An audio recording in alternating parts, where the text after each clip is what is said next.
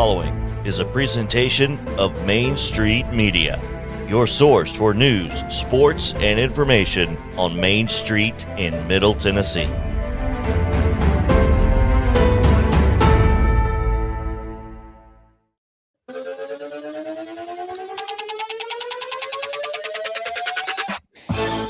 Welcome into a Reaction Monday of Main Street Sports today, presented by Mid-Tennessee Bone and Joint. Chris Yao alongside Mo Patton, and it is Reaction Monday, and we've got a lot of reacting to do. It's what a crazy weekend of college sports it was, and man, it's it's going to be an interesting show, to say the least. An interesting show, but looking forward to it because Mondays are always fun. We get a chance to react to everything that happened over the weekend and talk a little bit about what's coming up the rest of the week, as it is Thanksgiving week. So happy Thanksgiving. And I guess a bunch of folks are out of school this week. So yeah, and it seems like they're out of school the entire week. Yeah, I mean, which is odd to me, but hey, whatever works. we never could get so lucky, could we? No. I mean, we didn't have to start it August 8th either. No, we didn't. But we went for sure Monday and Tuesday, and we might have gone Wednesday as well. But you know, like you said, we didn't start the 1st of August either. So I don't blame them. I always lobbied for year-round school, man. That 9 weeks on, like 2 weeks off or whatever. No, I'm not with that. You still get like 6 weeks for summer, and hell, they only get 8 weeks now, it feels like. So yeah, give me 2 weeks off in the middle of the year, I guess, every now and then. Wouldn't be so bad. I don't know. Anyway, it's it's an exciting week. It's the best week of the year. I'm just going to tell you, Thanksgiving is my favorite holiday. No ifs, ands, or buts about it. So, which means tomorrow there's probably got to be some kind of Thanksgiving top 5. So, whatever you come up with, big guy. Oh, I was thinking about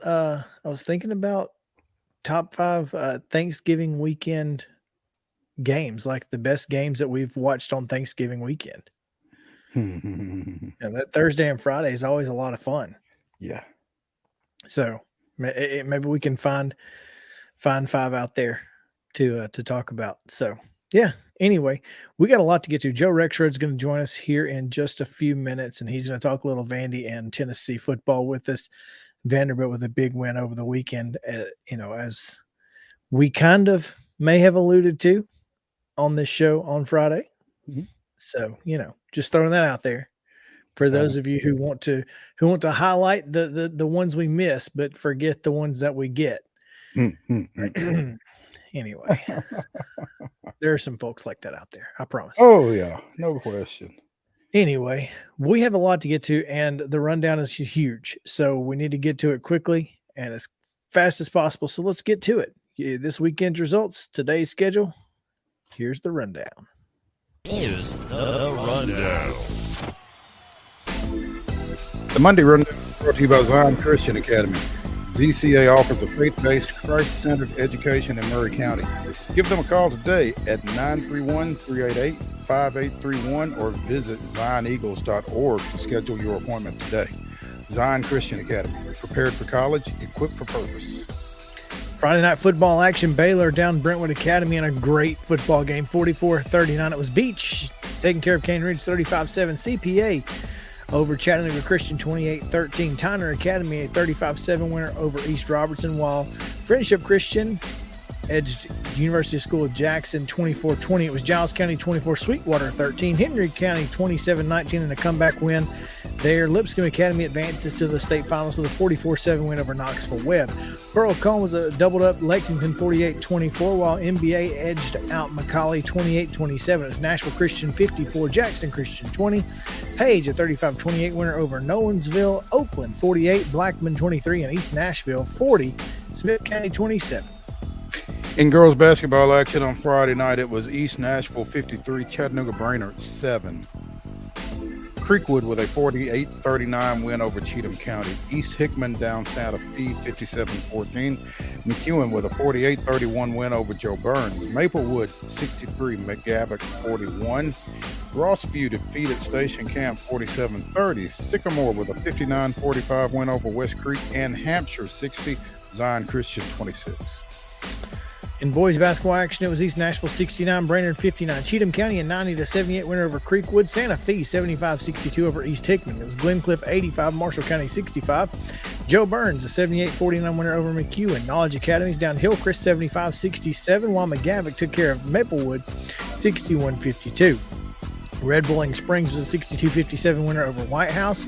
Station Camp edged out Rossview 48-46. Stewart County a 58-48 winner over Montgomery Central, while West Creek down Sycamore 78-62. Westmoreland 72-37 over Community Christian, and Zion Christian 71-55 winners over Hampshire.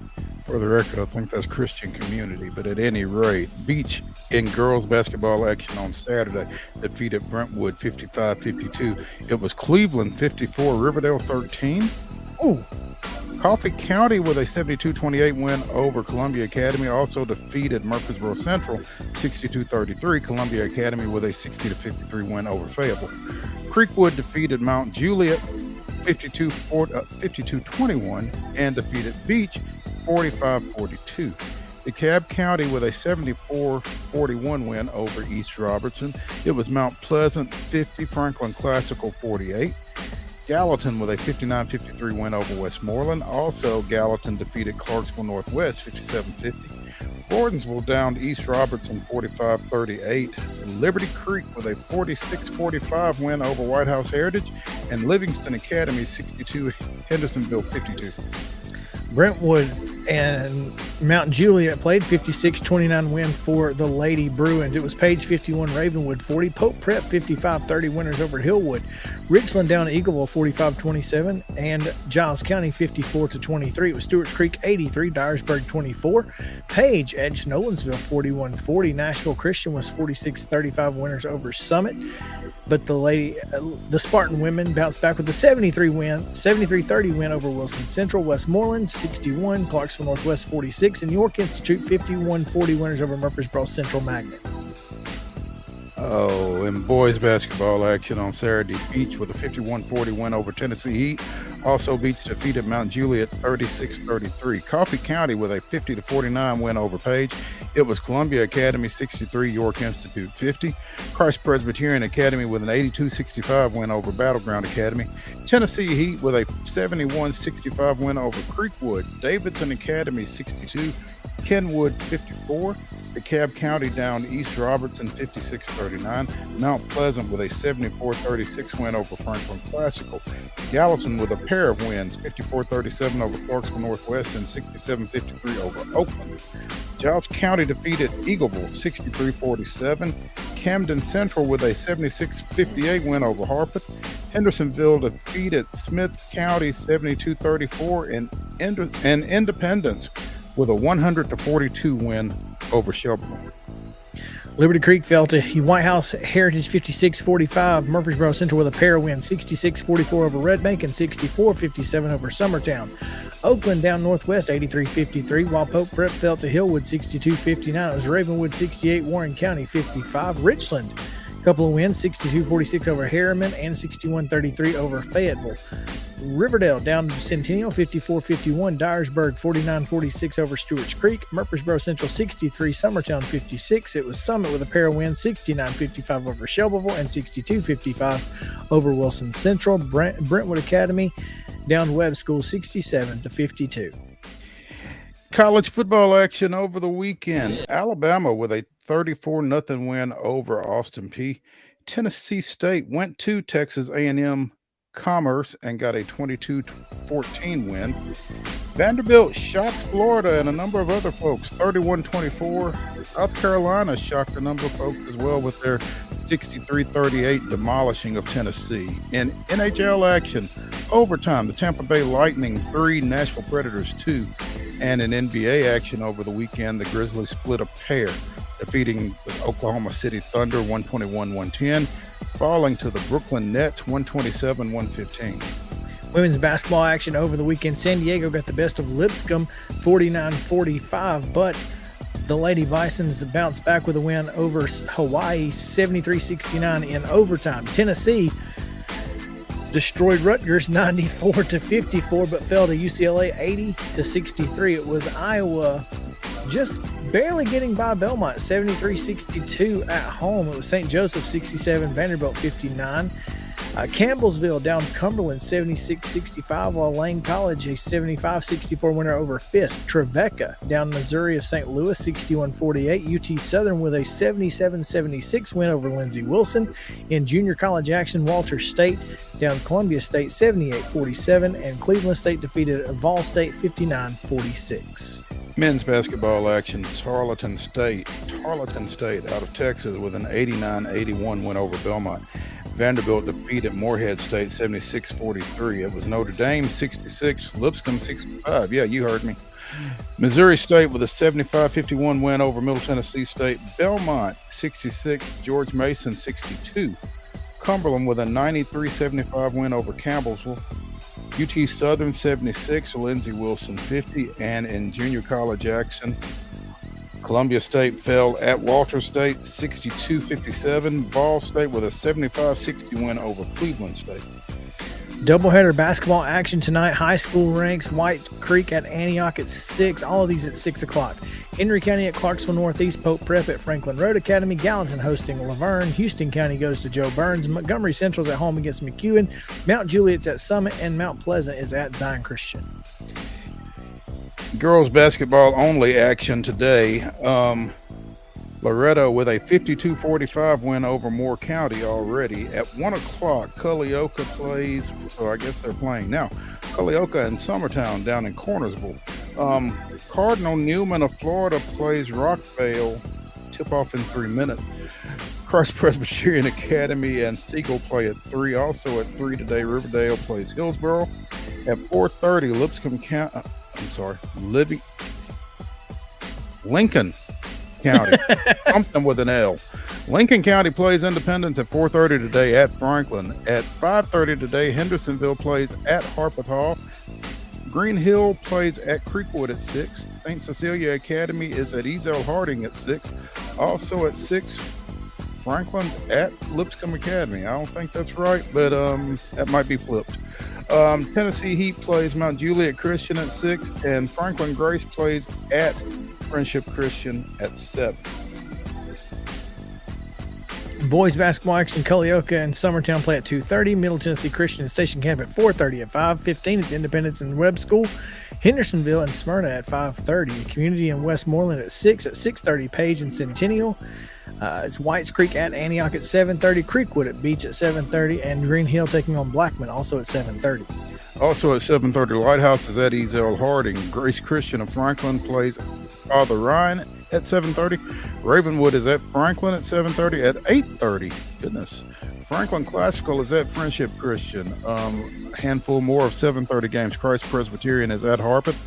Tennessee Heat is at Mount Juliet Christian, and Franklin Road Christian is at Murfreesboro Central. Sometime today, North Jackson plays at Watertown. That's North Jackson out of Alabama. Women's basketball action today, Austin P and Davidson underway right now, as well as Gonzaga and Tennessee. They tipped off at 1:30 on ESPNU, and I didn't realize that, so I'm going to turn it on now. Tennessee State's at Butler tonight at the Fieldhouse at 6 o'clock. At 5:30, you can catch UT Southern's women at Cumberland. In junior college play, it's UT Southern's JV at Vol State at 6:30, and Itawamba Community College out of Mississippi will be at Columbia State at 6:30. Men's basketball action ongoing right now. Cal State Northridge and Tennessee State playing out on the West Coast. That was a 2 o'clock tip. 2:15 on ESPN3. Howard is playing Belmont. 7 o'clock tonight on ESPN Plus. Covenant is at Lipscomb, and at 7:30, UT Southern's men are at Cumberland. Junior college action tonight. Both these games at 8:30. Southeastern Illinois at Ball State, and Western Kentucky Community and Technical College is at Columbia State. Actually, I think that's a 7:30 start. 7 o'clock on Valley Sports South in NHL action. The Coyotes of Arizona come into Bridgestone Arena to take on the Nashville Predators. And at 7:15 on ESPN, the 49ers are at Arizona against the Cardinals. And that is your rundown. My guess is Western Kentucky Tech and Columbia State will just start whenever the women finish and they get warmed up. Yeah. I think whenever that might be. Yeah, whenever that is. 5:30 and 7:30 is the typical estimated time, but we'll see. Well, and both of these say had 6:30, and I'm wondering if those are Eastern times, but I don't know why. I guess the TCCAA could have Eastern on their website. I don't know. Could be. And it's not notated anywhere, so I just assumed it was Central Time, but you know what assuming does. Yes, all too well. Currently, Gonzaga up on Tennessee 24-18 at the end of the first quarter, and that's just about what the Lady Vols have been dealing with early in this season. We'll talk about them later in the show because it's been unfortunate the start to this year after such a great year last year. I've got theories. I'll get into them when we talk later. Let's do it. Howard and Belmont have tipped off just moments ago, and I don't have that game up on the screen just yet, but I will have it here soon. But that's okay. We again, big show. Joe Rexrode joining us here in just a few moments. We've got Reaction Monday to the Southeastern Conference, to college football from around the rest of the time. And again, we'll talk Little Lady Vols Hall of Fame ballots released. So they're out there available for your perusing.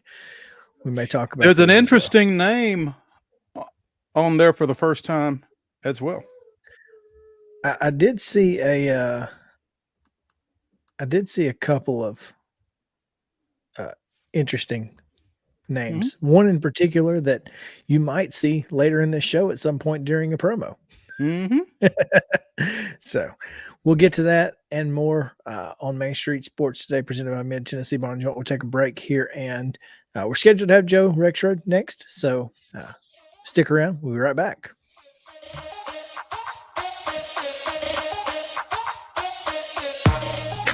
Mid-Tennessee Bone & Joint treats your orthopedic injuries and existing conditions. Our trained physicians will get you back in the game faster. Contact us at 931-381-2663 or www.mtbj.net.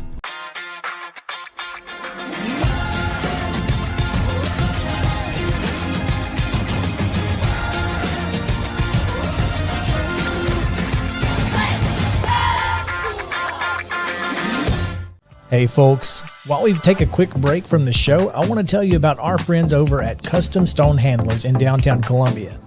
Ed Rich and his team at Custom Stone Handlers believe in leadership. And outside of the military, our greatest leader building platform is sports. Custom Stone Handlers proudly encourages young people to get in the game. You can contact them today at 931-490-4990 or visit CustomStonehandlers.com. Jones & Lang Sporting Goods here in Columbia has been outfitting teams, officials, and anybody else from T-ball to college for 50-plus years. Be sure and check them out at 931-388-8060 or online at jonesandlang.com. Jones & Lang Sporting Goods, the look of a winner. Zion Christian Academy, ZionEagles.org or 931-388-5731. You can schedule your appointment. Go tour their campus. It is beautiful over there, and you're definitely going to want to see it. Again, it's ZionEagles.org. Give them a call, 931-388-5731, and schedule your tour today. Are you an enthusiastic sports fan? Want to have fun and get in on the action? Heck, yes, that'd be awesome. Have great attention to detail? Want to stay active? Definitely. Want to give back to the student athletes in your community? Obviously, yes. Then you'd make an excellent high school sports official. We need more officials in Tennessee, because with no high school officials, there are no high school sports. Sign up today at highschoolofficials.com. Mid-Tennessee Bone & Joint has been the official sports medicine provider for Murray County Schools for more than 40 years. We specialize in orthopedic injuries, and our Ortho Quick walk-in service lets you bypass the ER. Visit us online at www.mtbj.net.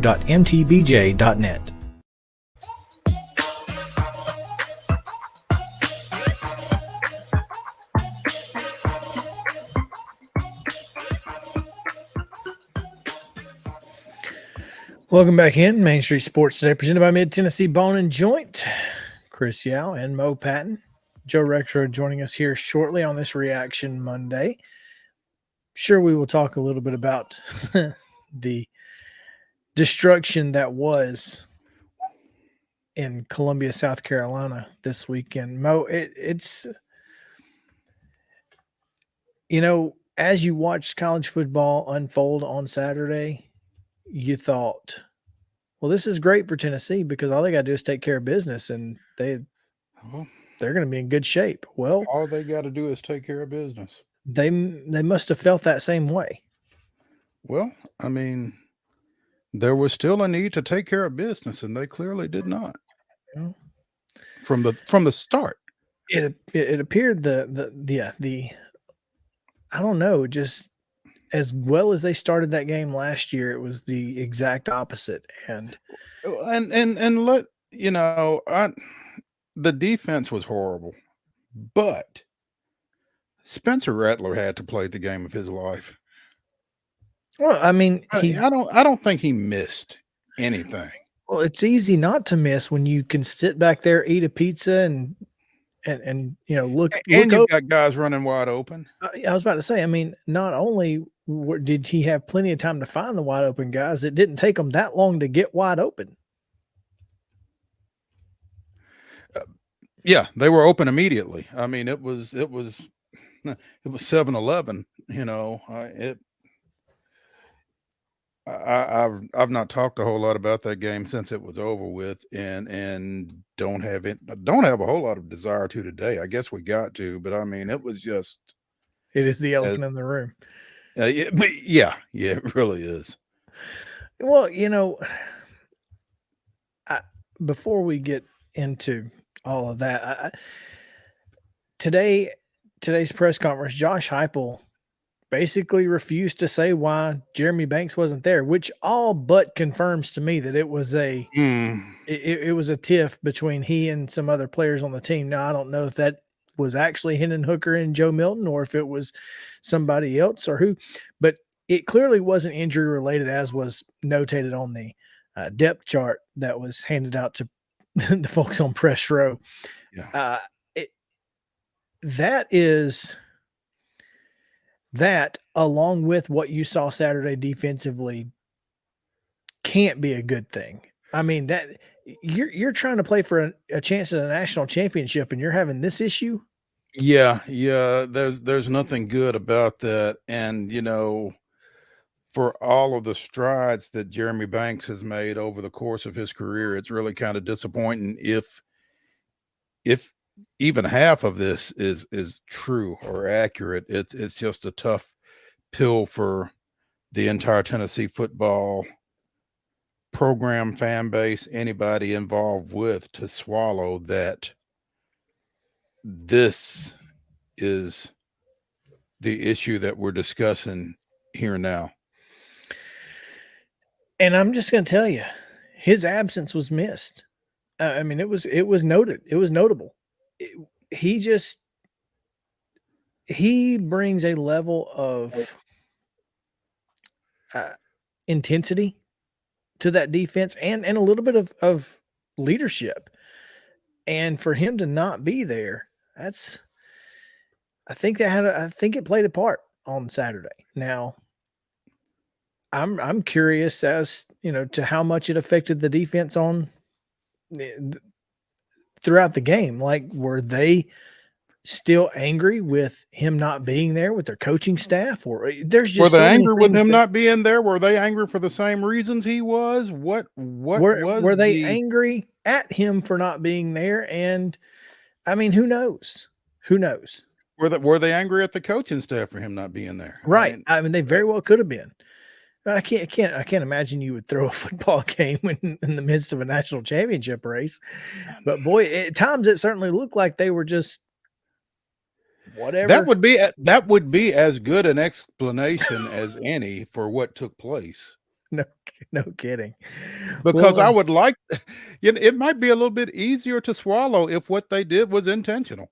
Absolutely it would. We're better than this. We just choose not to be. I mean, that might be a little easier to deal with. So I don't know.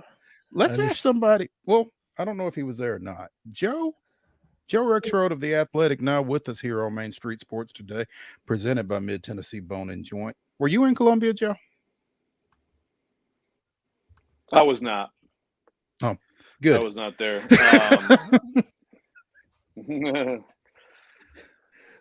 Yeah, it was very quite a sight on television.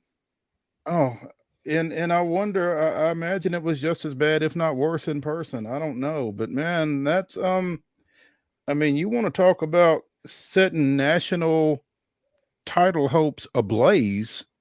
That was, and I don't know if it was Tennessee's defense that did it or if it was Spencer Rattler that did it, but they certainly went up in flames Saturday night. They did. You know, it was pretty remarkable to see a South Carolina offense that had 6 points against Florida a week earlier, 10 points at home against Missouri 2 weeks before that. Now, they had looked good at times. I mean, Rattler's talented, inconsistent, erratic. You know, some people, I mean, shoot, a year ago, people thought, or a little more than a year ago, he's like the number one pick. He's a talented guy. They have good receivers. But, you know, I heard you guys talking about the bank stuff. I mean, I don't think, honestly, I don't think from what I know of the situation, players were mad at all about Banks not being, like the coaches about Banks. I think maybe mad at Banks. That might be, and I'm sure there's a distraction element here. And he's a great blitzer. He's a good player. I mean, he could have made some difference, but I'm guessing that the whole thing certainly didn't help them, right? Just in terms of the distraction. I mean, like all year, it hasn't just been like this dream season on the field, but they've been, obviously a very close team. I mean, I don't think you can do the things they've done if you don't have good chemistry. And so then whatever exactly happened. And I mean, look, with Josh Heupel making that reference after the game, and then today, really, he could have gone Butch Jones from a few years ago and said, no, Shy Tuttle's helmet attacked him, and he pretty much confirmed it, So I mean, it's clearly something that is bothering him, so probably bothering a lot of other people there. Is that, I wonder if his absence, and like you said, you just mentioned it, he is one of the better blitzing linebackers on the team. I wonder if that had as much to do with the game plan of it, because it seemed like they were just not trying to rush more than 4, maybe 5 guys at any point and just stunning on the defensive line. I wonder if that had made the game plan much different without him there. Yeah, it's a good question, but you got to adjust. I mean, I think they tried some different things. I think, if anything, you could have made the case just sell out more. But again, he is one of their best. He's very good, at timing it up and getting home. But yeah, I agree. There were times I'm like, well, you may as well just bring pressure. They're wide open anyway. Sure. Drop 7, great. How much make him make it? Open, so, well, make him make a decision. Right. When you're rushing 4 and they're wide open and he's standing back there and he gets a chance to look it over, that's a lot different than having a guy in your face because you're in 0 coverage and rushing 6. Exactly. Yeah. So, but maybe it's one of those things where they have Banks and they're more comfortable, trying some different things. But I mean, the whole thing was just, it was one of those things. It's just like, you're playing a given night in basketball and the other team goes like 12 from 20 from 3. And you're just like, man, they're just on fire. Everything was working. But I feel like all year Tennessee's defense hasn't been great. Of course, they've gotten in some shootouts, but they've had some really good moments too. And overall, they've been fine. They've been competent. And really, if you just had competent, then I think you still have a chance to win like a close game, and instead it's just one punt and all the other drives are touchdowns. Yeah, I feel like competent, like you said, would have given them a chance. Joe Rexrode of The Athletic joining us here on Main Street Sports Today, presented by Mid Tennessee Bone and Joint. So, Joe, I've not put a whole lot of thought into Tennessee's football prospects since Saturday night, to be honest, but what's out there for them at this point? Well, the sad thing for them is they go from, I still believe, really good chance to make the playoff. I mean, we'll see how, some of the other things unfold with USC and TCU and all that, but they go from that to, I don't think they really have much chance at the Sugar Bowl now, because when you look at Bama and LSU, I think it's probably going to be one of those two that gets the Sugar Bowl. So I think the Vols still have a good chance at 10-2 to get a New Year's Six game.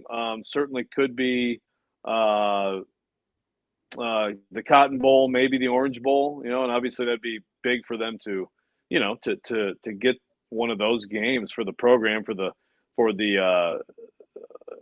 just all the benefits of having a game, getting in a game like that. But they could also end up in the whatever the heck they call the Capital One or Citrus or whatever in Orlando. That could be too. Now, if LSU were to beat Georgia in the SEC championship game, LSU and Georgia both go. Has Alabama moved back ahead of Tennessee in the pecking order?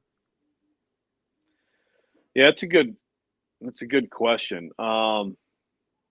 That's a good question. Probably.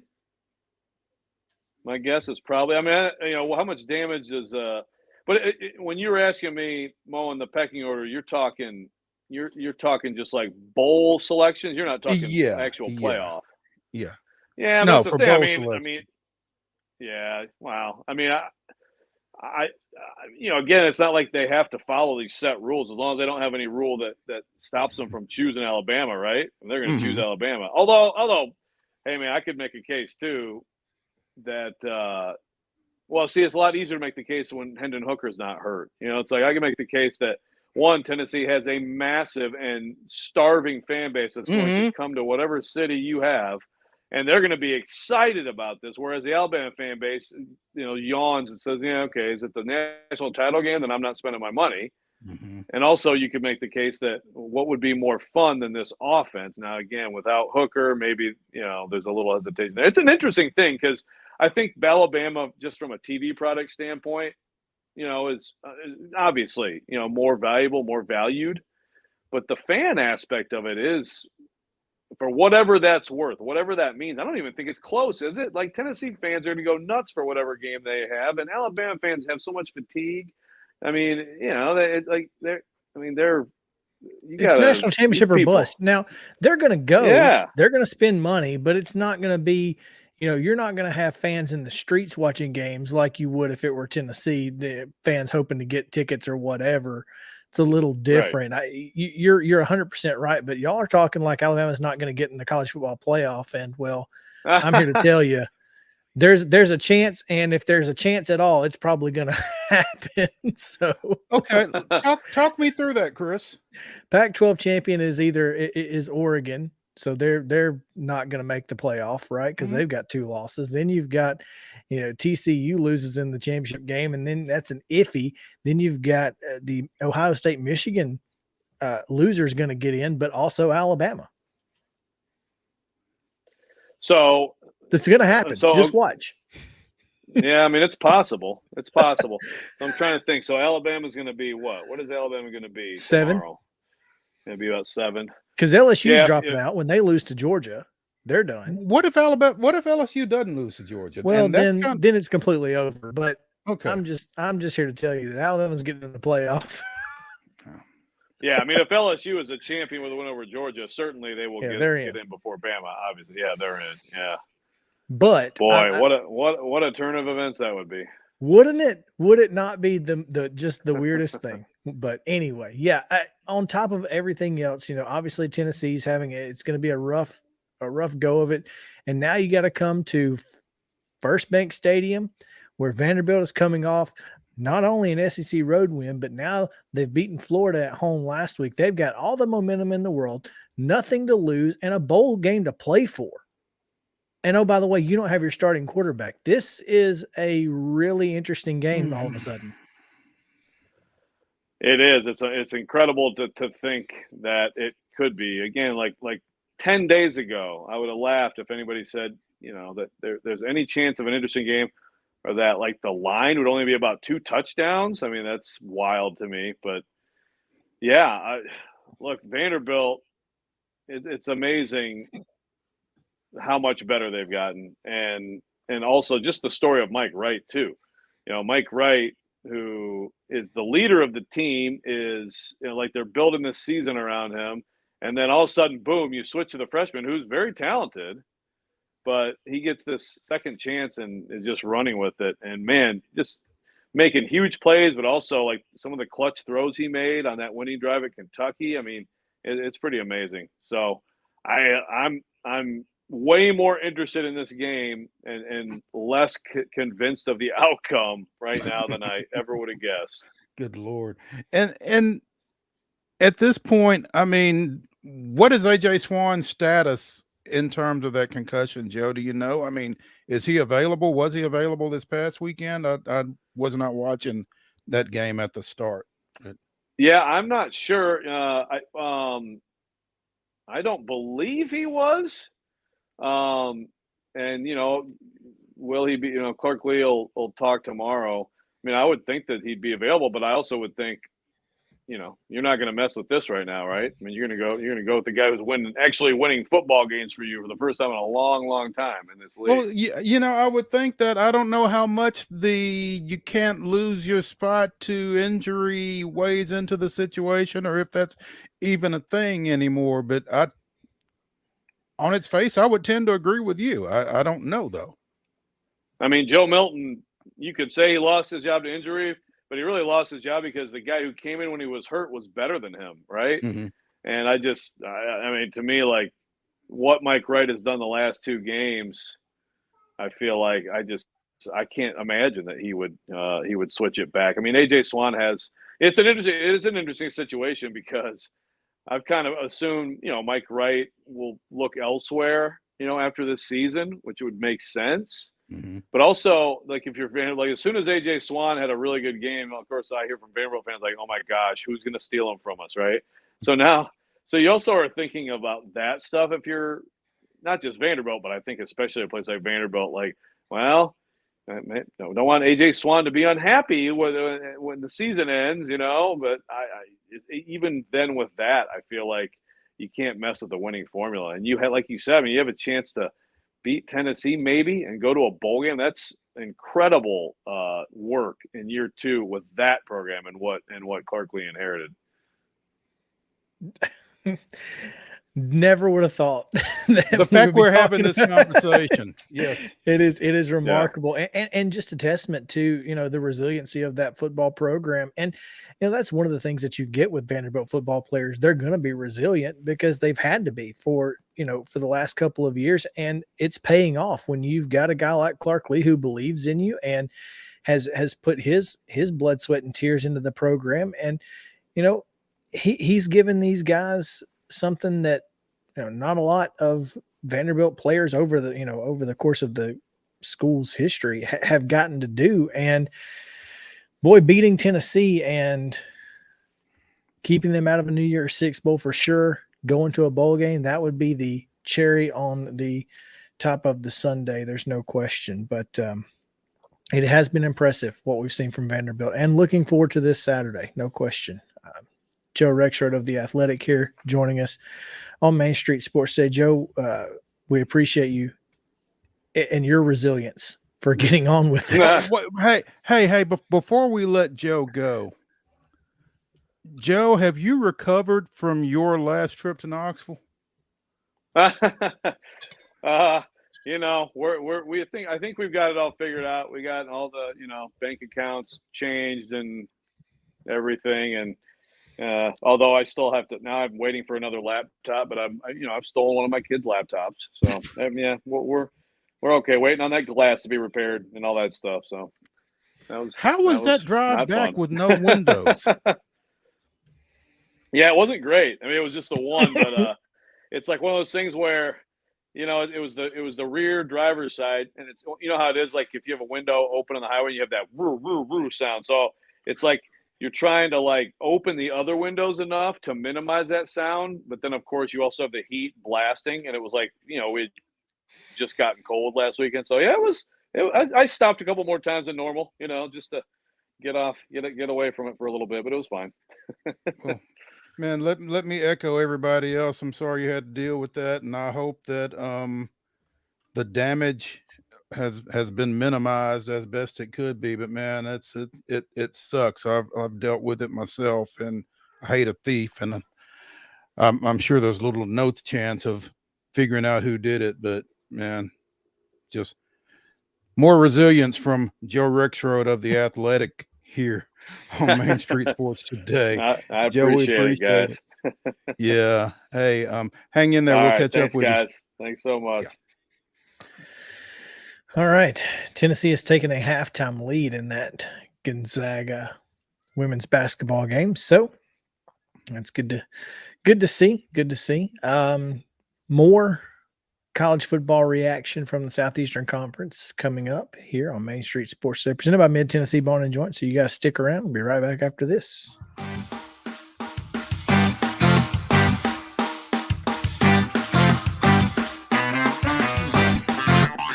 This is Chris Yao with Main Street Sports Today. Every show, Mo Patton and I welcome friends from all across the sports landscape, from high school coaches and reporters to national, college, and pro sports personalities. You never know who might stop by for a chat. AP Tennessee sports editor, three-time Tennessee Sports Writer of the Year 2020 TSWA Hall of Famer. She covers the Titans, the Predators, the Grizzlies, college football, and hoops. Please make welcome Teresa Walker. Former University of Tennessee, former Team USA Olympian, ex-Cy Young Award winner, R.A. Dickey. R.A., did I miss anything? Man, that was sweet. Yeah, I need to listen to that before I go to bed every night. That was nice. Has 5 sports Emmys. That's not bad for the other guy in Wham, Ryan McGee. The other guy in Wham married the best looking girl in Bananarama, so the other guy in Wham had a pretty good life. From preps to pros, we're taking on the sports topics you care about. Tune in across Main Street Media social platforms at 2 p.m. or on demand on your podcast distribution platform of choice.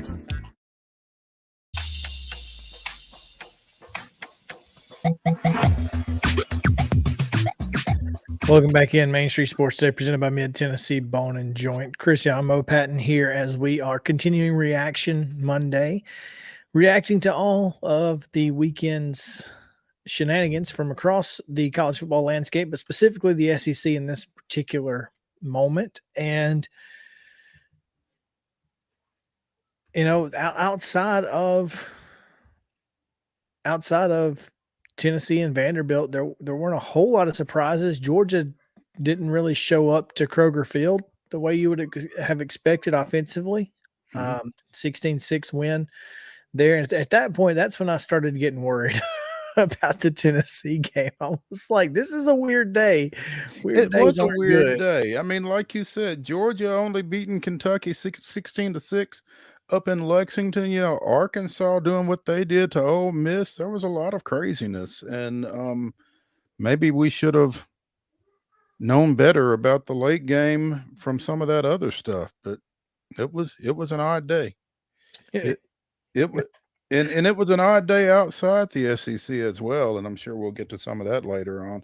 Not that it matters anymore, but that's the thing is, and see, this is why the 12-team playoff is such a big deal. Because a lot of those games would have mattered. North Carolina getting beat, they're out no matter what happens. Even if they win the ACC, they're probably not going to get into a 12-team playoff. Then Utah and Oregon actually matters Saturday night with a 12-team playoff. The winner's in, the loser's out. And I mean, those are the things that a lot of folks with the 4-team playoff mentality, there aren't 4 great teams. Well, that may be true, but it devalues the regular season. Well, I think it's the exact opposite. I think it makes more games in November valuable. I don't think it devalues the regular season, but I do think, like you said, with 12 teams, it makes more teams matter, more games matter. So I just don't know what's wrong with more teams having access to playing for a national championship. It might be the same 4 teams. You may wind up with the top 4 seeds, but at least other teams had an opportunity. And Sure. that's all you can ask for. Eh, So you're saying there's a chance. What's so crazy is the same people who are crying about, expanding the playoffs are the same people who are crying about opt-outs. Well, if you don't want people to opt out, give them a reason something to play for. Yeah. I mean, come on. That makes too much sense. Alabama fans are expecting Bryce Young and Will Anderson to opt out of the bowl game, and I'm like, y'all don't know y'all going to be in the top 4. So we'll get into it a little more deeply tomorrow, but I'm telling you, there's a chance, and if there is at all an opportunity for them to get in, they're going to get in. Nothing against Alabama. I got no issue with Alabama at all. But a 2-loss Alabama, I would be nauseated, to be honest. But here's the thing: is again a 2-loss Pac-12 champion you can't put in because it's Oregon, right? Mm-hmm. You put them at like 11 last week. What is USC right now? Aren't they like 9-1, 10-1? They are 10-1, but they would lose the Pac-12 championship game. That's what I'm telling you. They're not going to be a 2-loss non-Pac-12 champion. If you're not going to put a 2-loss Pac-12 champion in, you're not going to put a 2-loss Pac-12 non-champion in. Yeah, I get that. So LSU drops out. So that's one spot they move up. LSU drop. Okay, so you are already. I'm conceding in stone. Yeah, well, Georgia beats LSU. You're saying Georgia beats LSU and Oregon beats USC. Correct. And I can see one of those. And TCU losing, you're not going to have a one. They already. I'm not convinced that TCU is going to lose at this point. Well, I'm just saying. This is my scenario of Alabama getting into the playoff. Well, I think you're putting way too much time into it, but okay. TCU loses to Kansas State. I think they will. By the way, they're out because they already said 1-loss Alabama was better than undefeated TCU in the opening ranking. So Alabama just keeps winning. Next thing you know, they move up, and then you've got number 1 Georgia, number 2 Ohio State, Michigan, number 3 Alabama, number 4 Ohio State, Michigan.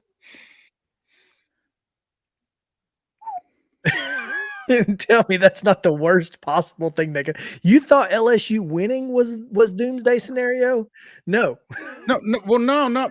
Well, it was before Saturday. Right. This is now doomsday scenario. 2 SEC teams and two SEC teams and 2 Big Ten teams. That includes in your Final Four. Georgia, Alabama, Ohio State, and Michigan. Now tell me how little everyone's going to care about that.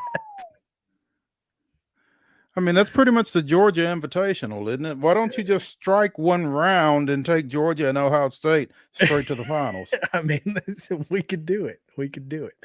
I'm just, that's what this weekend has kind of given us. I mean, TCU surviving on a well done play, by the way.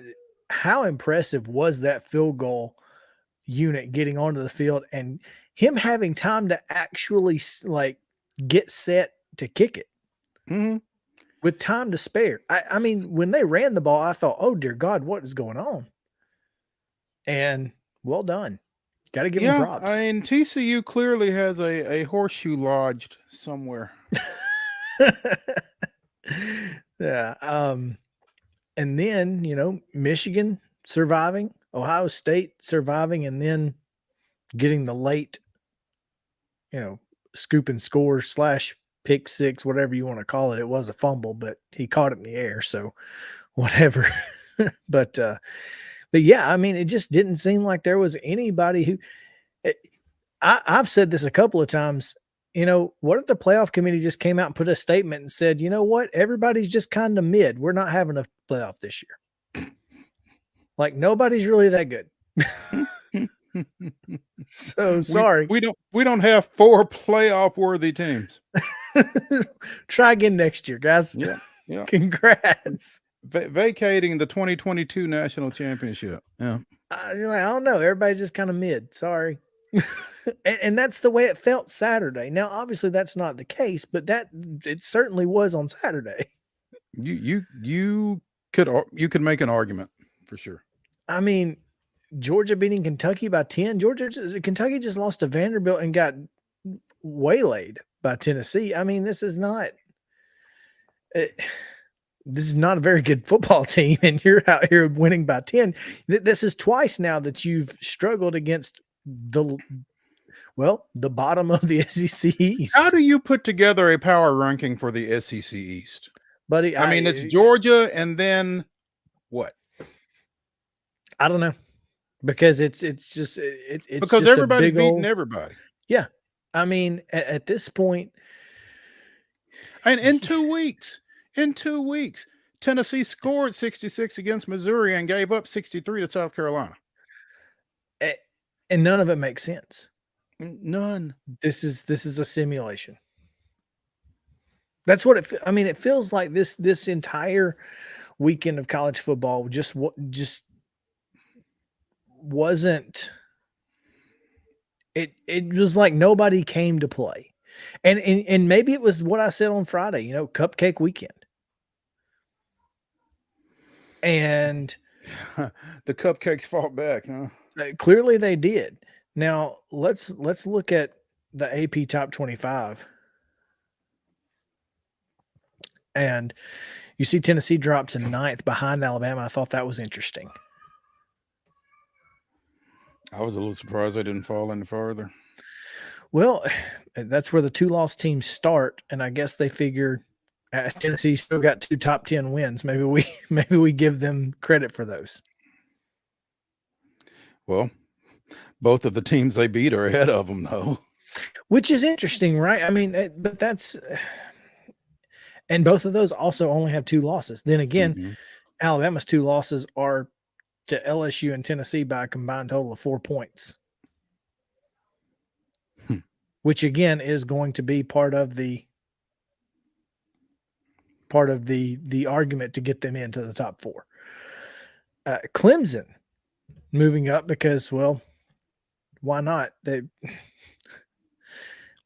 were just lucky that Tennessee lost. I mean, Clemson's not moving ahead of Alabama otherwise, I don't think. It's the ACC is just nuts. North Carolina losing, they go down. Florida State looks really good right now. Ole Miss drops to 20th. Tulane, who, by the way, Ole Miss beat. It's almost like those early season wins don't matter. Anything. What do they say? November's the games they remember.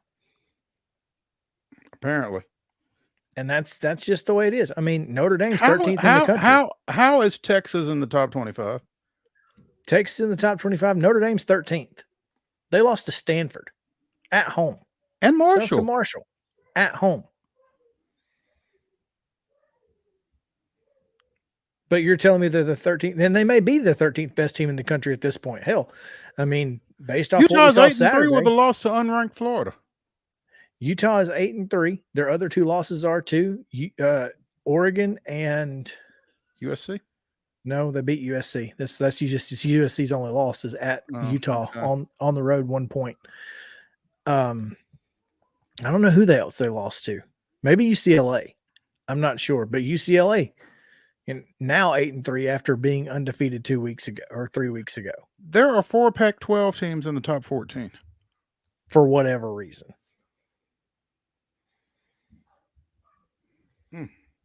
Oregon's the 10th best team in the country right now, according to the Associated Press, and they got beat by 43 by Georgia. Again, early season games. Short memories.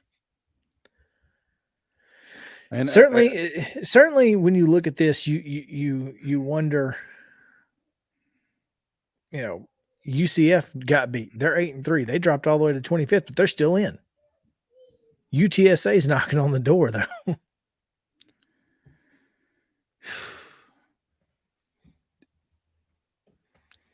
It's crazy. And this coming weekend is going to be even crazier. Well, and it is because, look, USC's got Notre Dame. Doesn't matter in the Pac-12. USC's in. They're in the Pac-12 championship game, right? So if you're USC, you feel like you got to win the game. Yeah, you've got to win the game to keep yourself in play, because otherwise, even if you win the Pac-12 championship, you may still not be in. Right. And the Ohio State-Michigan winner gets a chance to play vaunted Iowa. Is Iowa the winner from the other side? Iowa has to win. They have to beat. Oh, I forget who they play this weekend, but Iowa has to win, and they're in. Purdue and Illinois are both able, but they both need Iowa to lose and the other to lose. So, yeah, the Big Ten, the Big Ten West Iowa is plays an absolute mess. Iowa plays Nebraska Friday. So they're in. Well, you say that. Nebraska's not been that bad. Speaking of, how about Georgia Tech?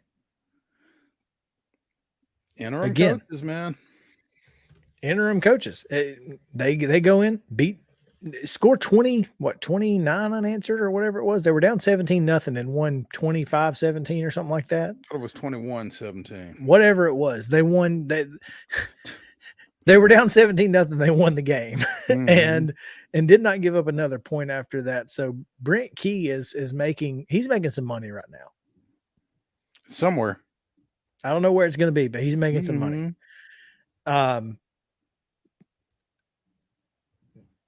You just look around and you go, this is a very awkward year, because you don't feel like, now granted, USC could win the Pac-12 very easily. They could very easily win the Pac-12. If they win the Pac-12, I think they're in the playoff. And I think we could potentially have 4, if TCU goes undefeated and wins the Big 12, we've got 4 conferences in the 4-team playoff. And I think that would be great. I think that would be fantastic if you got to that. But I don't think that's going to happen. So there you go. But yeah, I mean, when you look around the world of college football this weekend, you go, boy, this just threw a wrench or a fly in the ointment. So what were you most surprised with?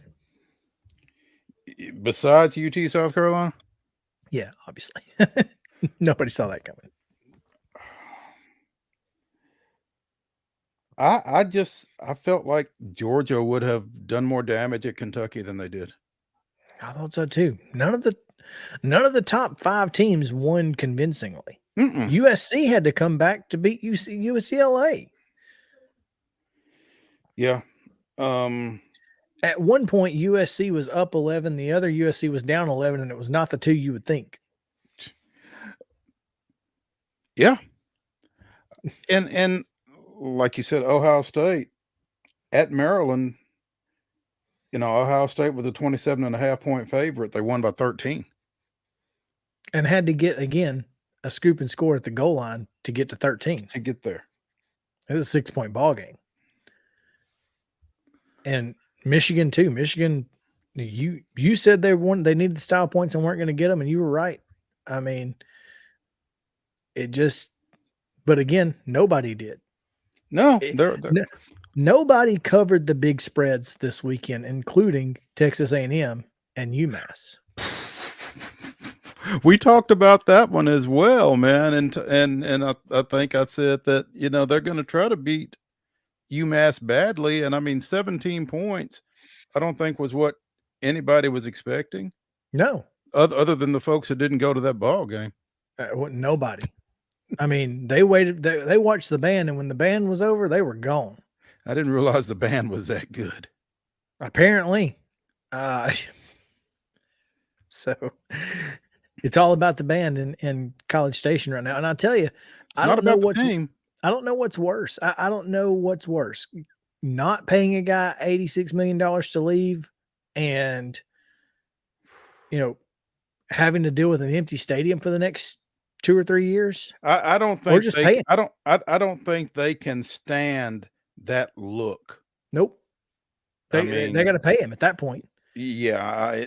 I made a comment on somebody's Facebook about it, and I'm like, they can't afford to pay him to leave.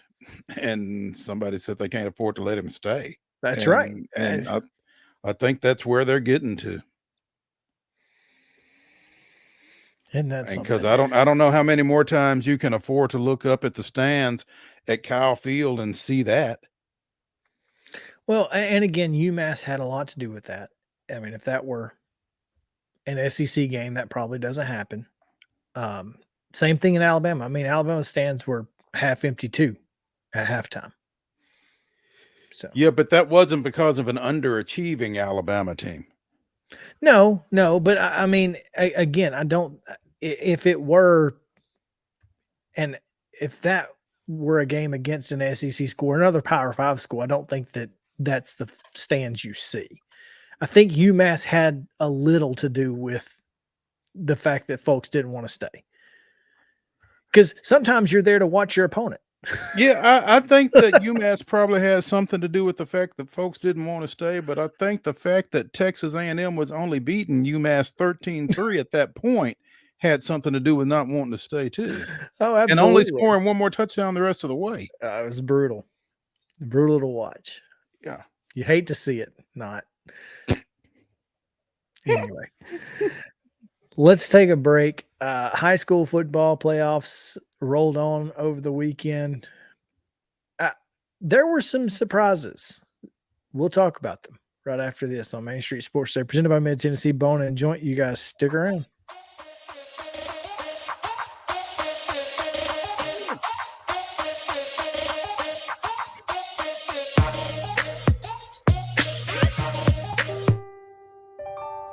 This holiday season, the largest lantern event in the country returns to Nashville Zoo. After sunset, come see more than 1,000 Chinese lanterns. All new designs including mythical beasts, a fantastical North Pole village, even a dragon soaring over your head. Welcome back to Zoo Illumination at Nashville Zoo. Bigger, brighter, and better than ever. Mid Tennessee Bone and Joint has been the official sports medicine provider for Maury County schools for more than 40 years. We specialize in orthopedic injuries, and our Ortho Quick walk-in service lets you bypass the ER. Visit us online at www.mtbj.net.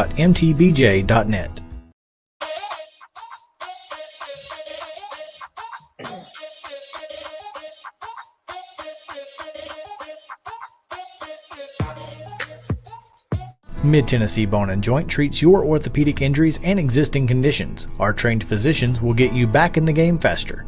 Contact us at 931-381-2663 or www.mtbj.net.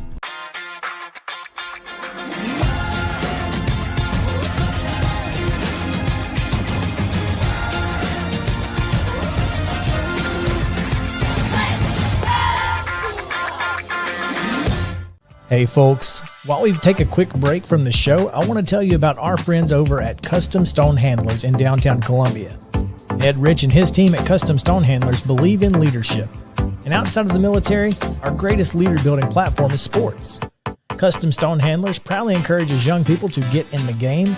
You can contact them today at 931-490-4990 or visit CustomStonehandlers.com. Jones & Lang Sporting Goods here in Columbia has been outfitting teams, officials, and anybody else from T-ball to college for 50-plus years. Be sure and check them out at 931-388-8060 or online at jonesandlang.com. Jones & Lang Sporting Goods, the look of a winner. Zion Christian Academy, ZionEagles.org or 931-388-5731. You can schedule your appointment. Go tour their campus. It is beautiful over there, and you're definitely going to want to see it. Again, it's ZionEagles.org. Give them a call, 931-388-5731, and schedule your tour today. today. Are you an enthusiastic sports fan? Want to have fun and get in on the action? Heck yes, that'd be awesome. Have great attention to detail? Want to stay active? Definitely. Want to give back to the student athletes in your community? Obviously, yes. Then you'd make an excellent high school sports official.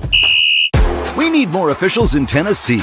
Because with no high school officials, there are no high school sports. Sign up today at highschoolofficials.com. Mid-Tennessee Bone & Joint has been the official sports medicine provider for Maury County Schools for more than 40 years. We specialize in orthopedic injuries, and our Ortho Quick walk-in service lets you bypass the ER. Visit us online at www.mtbj.net.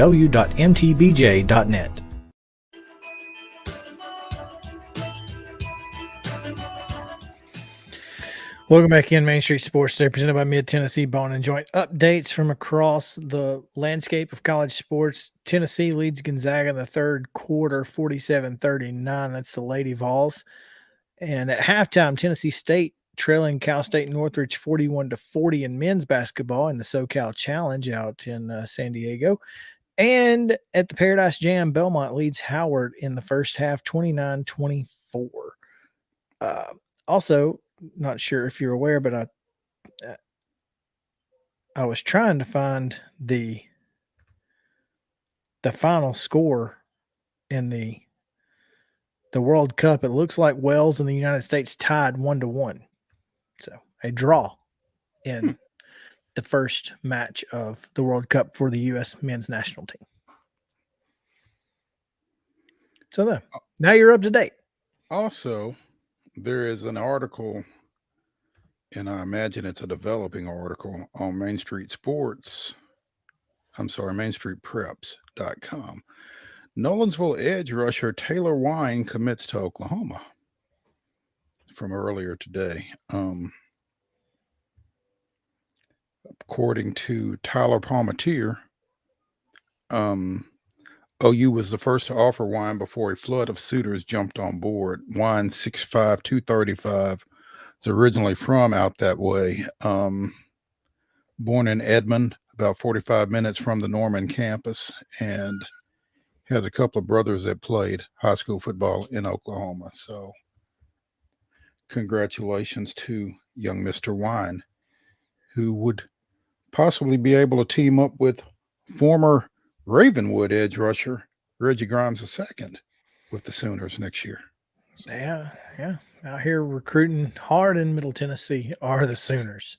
Yeah. So I had gone to the Main Street Preps website to prepare myself for this upcoming segment as we get into Friday night's events. So I don't know. I mean, I know obviously you were at the Page Nolensville matchup. Mm-hmm. Great game. It appeared. It was, and it was fun watching two high school quarterbacks play at a high level. Colin Hurd kind of struggled early, but settled in late, wound up throwing for 261 and 3 touchdowns. And Kobe Walton, the Georgia Southern commit, completed his first 11 throws, finished up 18 of 28 with 347 yards and 3 touchdowns. And all of his touchdowns were big balls. I mean, Eric Harper scored on a couple, one from 82, one from 59. Chance Fitzgerald, who, guys, if y'all hadn't seen him, I'm sorry you missed him, but he's a great receiver. He had a 71-yard touchdown catch as well. Those two guys combined for about over 300 yards receiving Friday night. And like I said, it was just fun to watch two quarterbacks operate at a high level in that ball game. Page, avenging that 27-21 loss back in week 8 in overtime to get the win. And now you get another all Patriots semifinal in 5A for the second straight year. A lot of people still remember that 56-52 win Page had over Henry County out at Page last year. Well, this time they go to Paris. So we'll see how that one goes. Page in Paris. Page and Paris. That's it. Yep. The Patriots are going to win. They are, in fact, and they'll take on the winner of Knox West and Powell, Jordan Potts. That you talk about great quarterbacks. He's a fantastic one. We saw him in that Class 5A state championship game last year. Knox West, a dominating performance over previously unbeaten Daniel Boone. So 5A is looking crazy. But here's where here's where things got a little crazy for me. One, I never expected Beach Cane Ridge to be a 35-7 football game. No. In any way, shape, form, or fashion. Not at all. Not at all. I mean, and we've been talking about that Beach team all year, man, and the job that they've been doing up there. And apparently they did it yet again. Clearly on both sides of the ball, because Cane Ridge is a really potent offense, or had been until Friday night. And Beach just getting it done. They are a tough team. They've played a tough schedule. They are traditionally, they're used to playing in games this time of year, and went on the road and got it done Friday night. That game was at Cane Ridge, so we'll have to do it again. Hey, yeah, it'll be a little further this time. They got to go out to Bartlett. 16-14 over Germantown to reach the 6A finals. But I'm a little surprised that Maryville is going to be making the trip to Murfreesboro. But,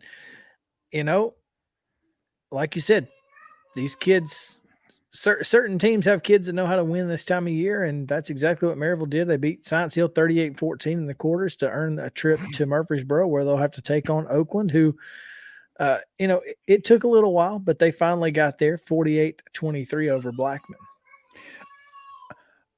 I think that there are certain teams, certain programs that just expect to win.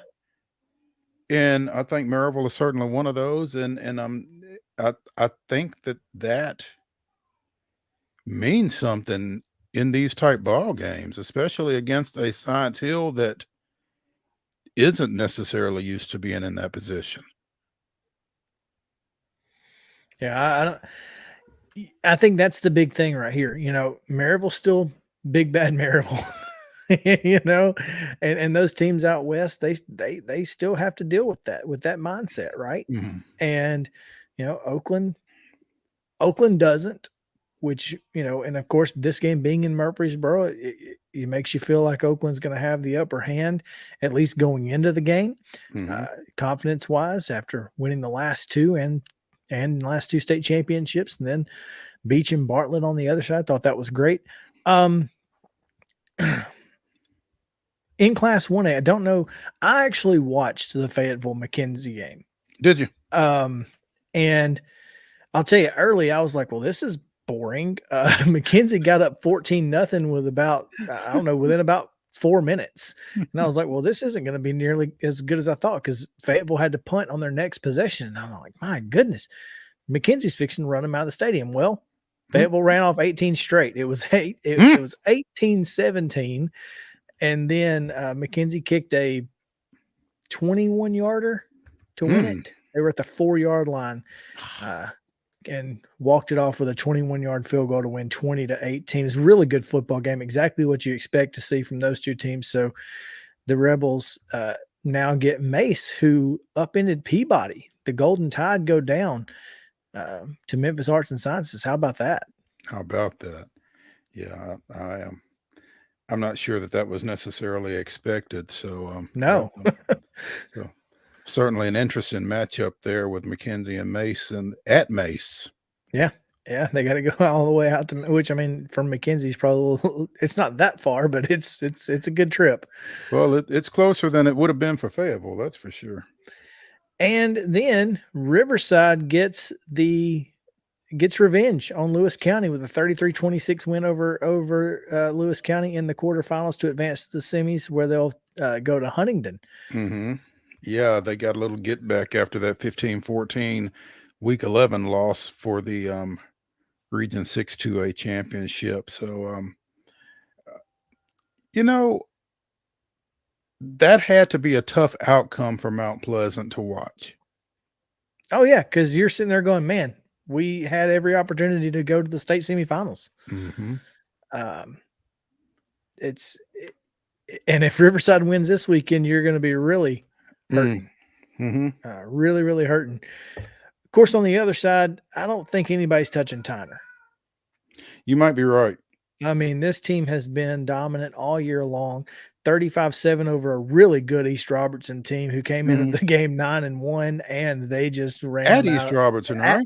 On the road, yeah. Absolutely. Tyner goes on the road and just runs East Robertson out of their own stadium, and now they take on York Institute. So, yeah, it's and then finally Anderson County, talk about running folks out, just absolutely demolished Greenville. I watched the first hour of this one before Fayetteville McKenzie came on, and let me tell you, Anderson County, when it comes to NFHS, don't nobody do it better. It is a collegiate level broadcast. They've got 5 or 6 cameras. They got cameras on coaches, replay, great play-by-play. It is top notch. So just kudos to the Anderson County NFHS team out there. Well done. That's awesome. And Anderson County goes to Red Bank on Friday. The winner of that one plays the winner of Pearl-Cohn Haywood. Pearl-Cohn, who did Pearl-Cohn beat this past weekend? It wasn't Lexington. County. Lexington. That's it. In Lexington. Yep. So, went to Lexington, got a win. Got to go to Brownsville this weekend. Now you got to go to Haywood, and Haywood has been putting up points 67, 47, and 64 thus far in the state playoffs. Well, now, Pearl-Cohn's put up some too, 38, 54, and 41. So don't think that the Firebirds can't put them up, because they can. Yeah. And it looks as if we are headed for a rematch in the 3A championship game, although Giles County and Covington would hope to derail that. Alcoa coming to Pulaski on Friday night, and East Nashville going to Covington. Covington, not an easy place to play. Covington went on the road to beat Dyersburg this past weekend. I think Covington's got a shot. I'll be interested to see how it goes. But again, getting a little revenge. Did the Eagles over Smith County, who beat them in week 11. 15-14. Might find myself at the Brickyard this weekend. Might as well. CPA and Lipscomb both advance to the state finals in Division II AA. Of course, and I wish I had the kid's name, but apparently Chattanooga Christian was without a pretty important player. Either Boo Carter. I think that was. I think he was out. The Mr. Football semifinalist. That's it. Yeah, we discussed that. I guess we discussed it while you were out. Yeah, he was suspended for their opening round game, and then he disenrolled from school the following week. Yeah, so that kind of hurt my Chattanooga Christian pick to go to the state finals. But they did win 2 games without him, I think, because they won their opener and then they beat FRA the next week. That's right. I think they beat Good Pasture and then FRA. So CPA and Lipscomb in another chance. Now, last year CPA won the regular season. Lipscomb won the state championship. I don't think that's going to be the case this year, but hey, you never know. Get there Thursday, 11 o'clock. No better way to kick off the Blue Cross Bowl than with those two, right? That one, yeah, that gets you started with a bang for sure. Followed by Friendship Christian and Nashville Christian. How about Middle Tennessee, baby? Yeah, Nashville Christian going back to the D2A state championship game for the second straight year. Last year, they lost to Donaldson Christian in the finals. Friendship Christian put DCA out 14-13 a couple of weeks ago, and then defeated USJ Friday night. So the Commanders and the Eagles. No, I'm excited about that one. I think that's going to be one of the better games. 2 really good quarterbacks, a senior and a freshman going at it. Should be a lot of fun. And then NBA with the 28-27 win over McCallie. They get McCallie's heated rivals, Baylor. I think a lot of folks were really looking forward to a McCallie-Baylor championship game in chat. I think you could have shut everything down in Chattanooga if that had turned out to be the case, man, because everybody would have been there. And I think Baylor will still draw pretty well. Baylor with as we mentioned, a 44-39 win at Brentwood Academy on Friday night on a interesting call at the end of the game. Controversial, and I don't know, man. It's close. It's close. Brentwood Academy may or may not have scored a go-ahead touchdown at the end. It was ruled to not. But I wish the fan had to step in front of Oregon. Of Mike Oregon, who had a great view of it. He was there until he wouldn't. Yep. Yeah. And guy stands in front of him, and we don't know. We'll never know. No. I mean, and somebody's probably got video of it, but I don't think anybody has any better video than what that would have been. Correct.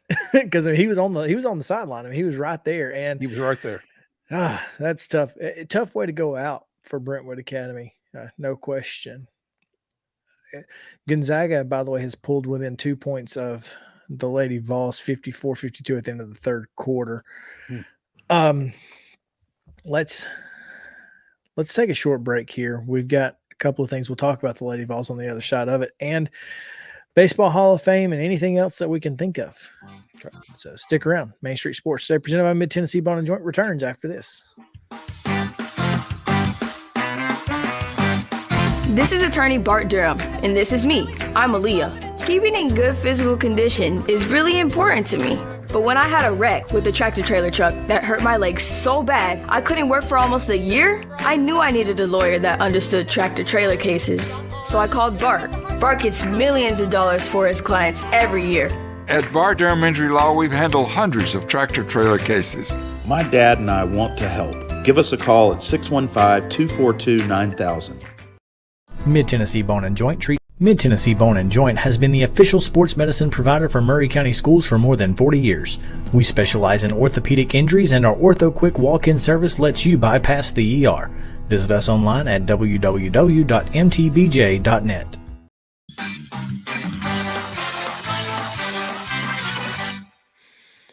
It is Reaction Monday, and these are our weekend thoughts, our final segment of the day, coming at you here on Main Street Sports Today, presented by Mid-Tennessee Bone and Joint. I'm Chris Yao. He's Mo Patton, and we're glad that you guys hung out with us for the duration of the show. If you missed any part of it, you can go back and watch it on Main Street Media TV, Main Street Media social medias, Main Street Sports Today at ms_sports today on Twitter.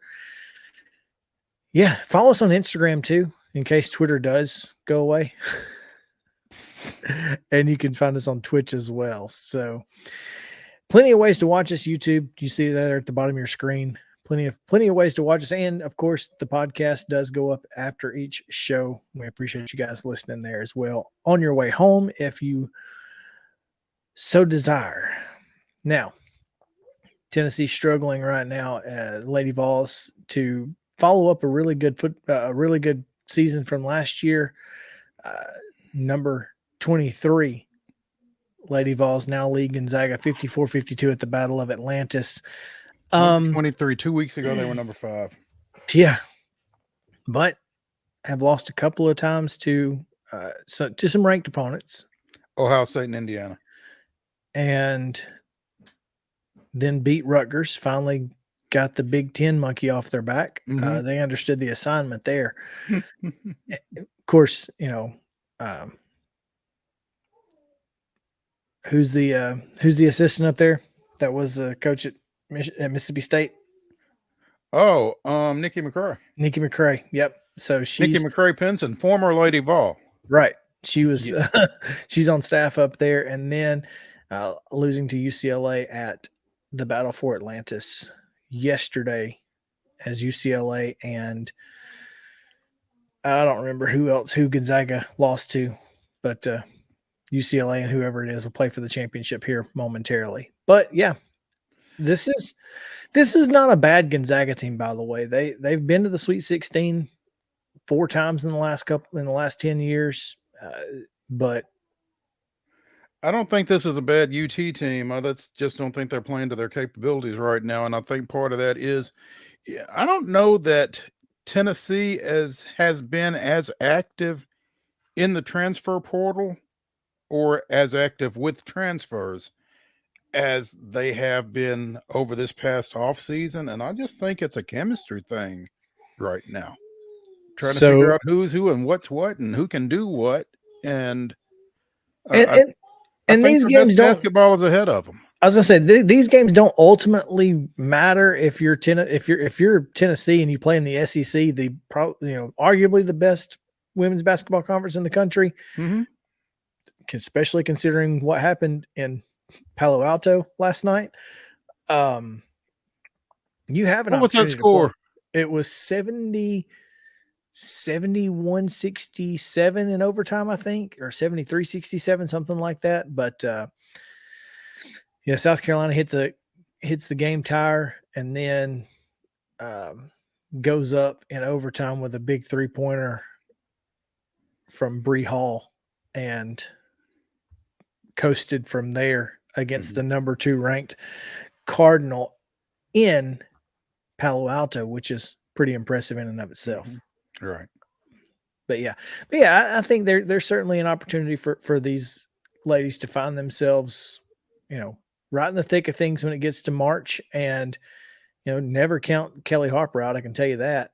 They didn't really start the season last year all that great, and I think that's part of of course last year was Kelly's first year as coach, and you had again a lot of chemistry, not only with your coaches, but with your players and that sort of thing, new systems and all of that. And then you've got transfers coming in who are still learning the system.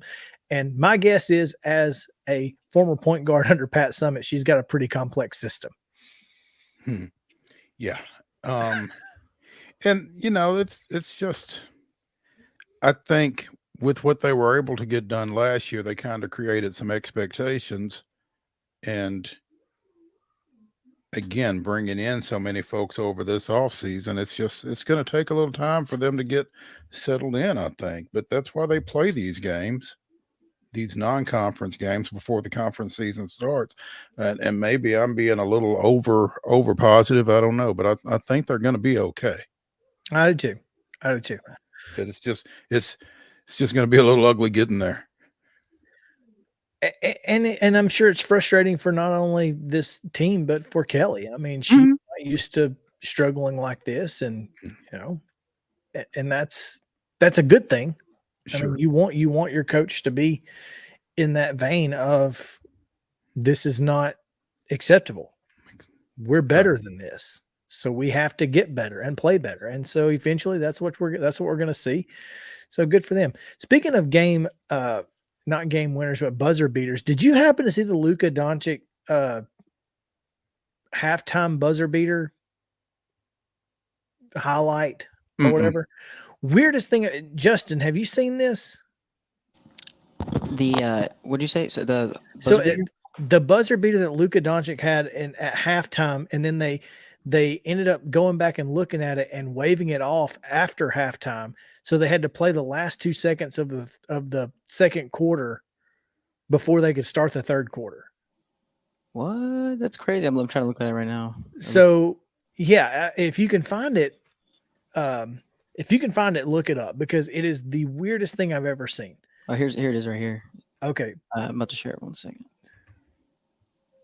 Because it's not just what happened on Doncic's, but watch what happens when they replay the 2 seconds.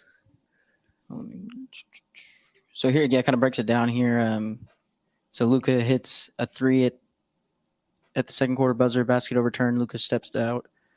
Wow. Okay. They put the 2 seconds back up there, and then Viatko Kankar hits a buzzer beater to start the third period. The third period. So this is Luka right there. Luka steps out right here, hits the three. So they give him 3 points, right? So it's 59-52. Oh wait, just kidding. So it's 56-52. They go back, play the 2 seconds after. Now it's 56-55. Now it's 56-55. Oh my God. How insane is that? I've never seen anything like that. And now we're going to start the third quarter. And now we start the third quarter. OMG. Right. I just thought that was the weirdest thing that I'd seen this weekend. That's crazy. Yeah, that's funny. I hadn't never heard about it till now. That's weird. Hey, real quick before we get you out of here, baseball Hall of Fame ballots are out. Andrew Jones, who led vote getters last year, I believe. No, he did not. Just kidding. Yes. Well, he led vote getters of those who That are returning. Yeah. No, I'm sorry. Scott Rowland, Todd Helton, and Billy Wagner are back. Rowland received 63.2%. So he's on the cusp. Scott Rowland just doesn't scream Hall of Famer to me, Mo, but he really doesn't. Scott Rowland screams Hall of very good, unfortunately. I mean, yeah. He was very consistent, but I don't think he was consistently great. He was really, really solid, and I don't think there's anything wrong with that. But first timers on the ballot, yeah, include Carlos Beltran. I really feel like Francisco Rodriguez should have a shot. I mean, he was dominant for a while there out of the bullpen. Also, Houston Street, Matt Cain from Germantown, John Lackey, Jared Weaver, Bronson Arroyo, ex-Nashville Sound, Bronson Arroyo, Jacoby Ellsbury, Andre Ethier, Mike Napoli, Johnny Peralta, J.J. Hardy. I think he spent a little time on a rehab with the Sounds as well. Jason Worth and friend of the show, R.A. Dickey, former National League Cy Young winner, R.A. Dickey. So it'll be interesting to see what the voting breakdown is for some of these guys. We'll obviously, again, be keeping an eye on RA's progress and how that goes. Helton got 52%, Wagner 51%, Andrew Jones with 41%, Gary Sheffield had 40%, Alex Rodriguez under 35%, and then goes down. It's kind of amazing to me that Sheffield hasn't done any better, but I think he is thought to have been a steroid user. And I think that's probably got something to do with that. Well, it's out there. We'll talk more about it. Tomorrow, Top 5 Tuesday, we'll have Chip Walters with us. We'll count down top 5, whatever it may be, whether it's Thanksgiving related or sports related or Thanksgiving and sports related. And much more. So you guys come back with us on Main Street Sports Day, presented by Mid-Tennessee Bone and Joint, 2:00. Again, we appreciate you guys hanging out with us. Mo, it's going to be a good day. Looking forward to it. All right. We'll see you guys tomorrow. For Justin Kulik in the studio, I'm Chris Yao. Have a great one.